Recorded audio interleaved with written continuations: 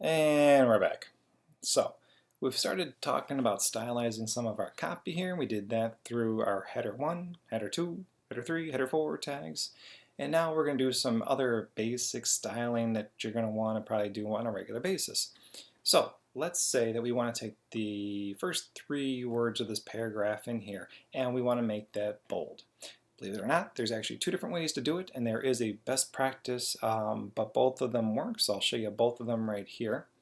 So I'll show you the old way of doing it first, where we're going to take let's say these first 3 words, and I'm going to make it bold. So the bold styling is, so the bold tag is less than, the letter B, and the greater than symbol. So what I'm going to do is, because it keeps on putting that in there, I'm going to go ahead and X that out, and I'm going to paste it at the end of my 3rd word there. Alright, so I told you there's 2 different ways to do it. Let's take a look at the difference between the 2. Because my first 2 paragraphs are actually the same text, go ahead and do the same thing to the first 3 words of the 2nd paragraph, but this time, do less than, and I'm going to use the word strong. S-T-R-O-N-G. And of course it's going to close it out there for me. I'm going to cut that out. And I'm going to paste it after the 3rd word. And let's go ahead and save our document, and let's go to the browser and see what it looks like. So hit refresh. Alright, so remember I just did the first 3 words. Right there, bold. That one right there is strong.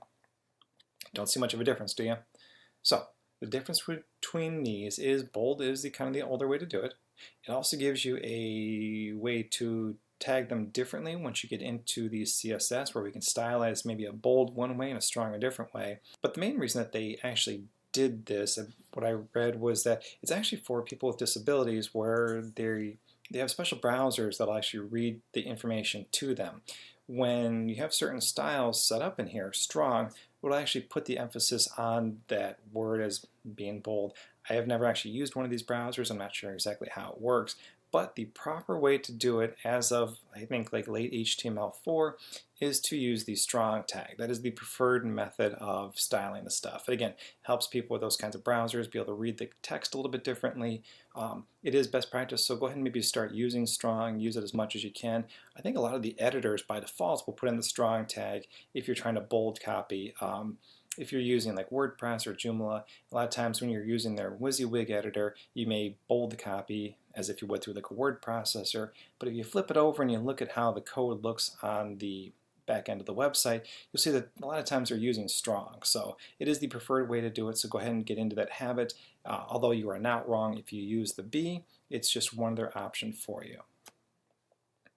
So along with bolding your copy, there is one other main style that people like to use, and that's italics. So let's do that. Let's go ahead and replace the bold up here and the strong with italics. Now again, this works the exact same way, where there's 2 different options with it. You can do the old school method, where we just do an I. Or down here with strong, the other option is EM, and that stands for emphasis. Alright, so let's save our document. Let's come back to the browser and take a look and see what that looks like. And as you can see, both of them look exactly the same.